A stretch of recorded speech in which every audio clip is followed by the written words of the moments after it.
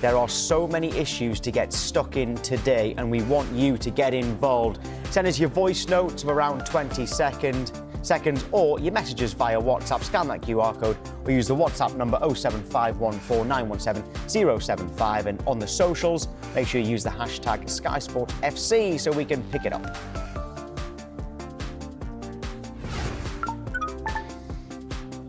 Right, England have named their squad for the games against Wales and Latvia, and we can join our football correspondent Rob Dorset now. Right, who's in, Rob? Tom, take a breath, because this is going to surprise you. It's a really surprising squad that Thomas Tuchel has named. One that looks very similar, you have to say, to the one he selected last month. But there are some big names who are back available, and some of them are not in there. Absolutely chief of those is Jude Bellingham, the man who's just been named England's Player of the Season for last season in an England shirt, is not included in this squad, even though, as far as we're aware, he's fit and available. Remember, he had that shoulder surgery, which kept him out for several weeks, missed out for Real Madrid, missed out on the England squad in September, but he's back playing, and he's not in Thomas Tuchel's England squad. Now, we don't know why. I cannot believe he's been dropped. He's England's best player, England's most important player. Thomas Tuchel has alluded to that himself. So I suspect there's been some discussion with Real Madrid and with the player himself about the loading and how much game time he's had since he's come back from injury. But that needs an explanation when we hear from the England manager in less than an hour's time now on Sky Sports News. Big headline, Jude Bellingham not included in this England squad. Bukayo Saka is straight back in. He's recovered from that hamstring problem. We expected him to go back in. He has. But another big headline for you, Phil Foden, who's been outstanding for Manchester City this season. We thought and expected that he would be called back up into this squad, especially with Cole Palmer missing. No, Phil Foden is not in this squad either. Neither is Jack Grealish, despite his good form for Everton. And that surprises a few people as well. If he's not going to get in this squad with the way he's playing right now, it looks a long road for him to get into the World Cup squad next summer, you have to say. Elliot Anderson, the standout player of the last international break, he keeps his place, but Adam Wharton misses out once again. It's a squad of 24, as it was last month, but only 3 changes from that squad. Tino Livramento is out because of injury. Jarell Quansah comes in for him in this squad, as he did in replacing him in injury in the last month's squad. Noni Madueke, of course, is out. Bukayo Saka comes in for him. Adam Wharton, who was named in that last squad but hasn't played under Thomas Tuchel yet, he's out. Ruben Loftus-Cheek, who was a late call-up, keeps his place. So look, I'll run through the squad for you very, very briefly. Jay, I'm afraid there is no Tyrick Mitchell at left-back. He's sticking with the options he had there in the previous squad. The 3 goalkeepers we expected: Dean Henderson, Jordan Pickford, James Trafford. The defenders: Dan Burn, Mark Gay, Reece James, Ezri Konsa, Miles Lewis-Skelly, Jarell Quansah, Jed Spence and John Stones. Thomas Tuchel desperate to see John Stones in an England shirt because he hasn't played for him so far and had to withdraw from the last camp because of injury. In the midfield, Elliot Anderson, as we say. Morgan Gibbs-White keeps his place. Jordan Henderson, Ruben Loftus-Cheek, Declan Rice and Morgan Rogers. And then in the forward department, Jared Bowen, Eberechi Eze, Anthony Gordon, Harry Kane, Marcus Rashford, Bukayo Saka and Ollie Watkins. So some real headlines there, but none bigger than Jude Bellingham missing out.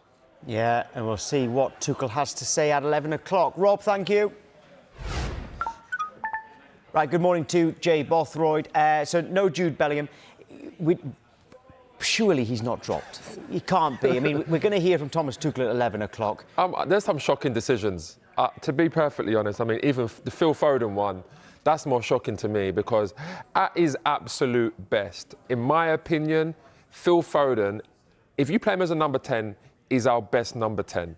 But then, I mean, he's not in the squad. Bellingham's not in the squad. Great player. Grealish, he's been playing well, not in the squad. Wharton, not in the squad. And then you see Ollie Watkins in there. As much as I like Ollie Watkins as a forward, he works really hard. He gets assists, gets goals. He hasn't played well this season so far. So I'm surprised to see him in. To be honest, I'm pretty shocked, I can't lie. OK, you asked for Tyrick Mitchell to be in. Was that because of him personally, or you think there's just a dearth of left-backs at the moment for England? Personally, he's played fantastically well for Crystal Palace. He's always fit. Like you rarely see him out of the team. Was it 19 games unbeaten now at Palace? Defensive line really solid. gets up and down, good delivery. I don't know why he would be getting overlooked. Livramento's injured. Yes, there's Skelly, but there's a real shortage of left backs. You know, before we used to have, quite a lot of fullbacks to choose from. Now we don't have that, and he'll be really disappointed that he's not in this squad. And is there? You mentioned Ollie Watkins there, who hasn't found form yet, although he did score at the weekend, didn't he? Is there a lack of strikers as well then? If we can pick if England are picking an out-of-form striker, does that mean that there's not enough strikers? Yeah, I definitely would say so, especially as that number 9 role. Obviously, Kane's always going to play when he's fit. He's still unbelievable, arguably the best number 9 in the world. I think if Delap was fit and playing, I think he probably would be in this squad now, because I think he's a fantastic young player, great talent, can score There's goals. Only 2 out-and-out strikers, really. Kane and Watkins are in there. I mean, yes, I know Rashford. There is definitely there. a shortage, has played there. Bowen has played there, but they're the only 2 out-and-out. But we don't strikers. want to put round pegs in square holes. We want to have your best players playing in their best positions, and that's what you see with the other nations that are successful. They don't go out there and be a makeshift left winger when you've never played there. Sometimes you can step in, but ultimately you want to play your best players in the best positions, and I think that's how you get a successful national team. There was a message just before. There's one on the screen there from Adam, but the one before was from someone called Elliot, who said that he thinks Jude Bellingham is overrated and not as important to England as we think. I don't think he's overrated. I think we're going a step too far there. I think he's still a great player, Jude Bellingham. He scored some really important goals in the Euros. I don't think he still didn't have the best Euros, but he did score some really important goals for us. But there's no doubt about it. He's an unbelievable talent, and I think he will go from strength to strength. But like you said, if you're talking about an absolute number 10, of all the ones we have at their very, very best, I would still take Palmer and Foden as a number 10 in that position over Bellingham. Graham, I see Bellingham as number 8. Yeah, well, actually, funny enough, so do I, but he seems to be seen as a 10 by everyone else. A message there on WhatsApp from Graham says, no Wharton, no Mitchell, just laughable. Now, he might be a Crystal Palace fan, he might not be, because even so, it shows how well that those two have been playing.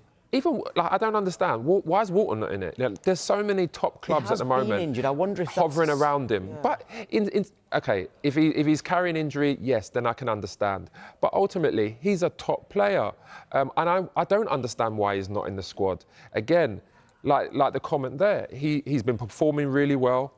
He's got a calmness on the ball. He controls the tempo. You barely see him lose it. He makes a lot of forward passes in between the lines into them little pockets. I'm surprised he's not in it. And is it because it's Crystal Palace? Well, if he was playing for Arsenal or Liverpool or Man City or Chelsea, would he be in the squad then? I think he probably would. Well, he's definitely fit because he played last night against Dynamo Kiev. He played against Liverpool in that victory at the weekend. There you go. And he also played the week before away at West Ham. So he certainly fits. Is it big club bias? That does seem like a strange one.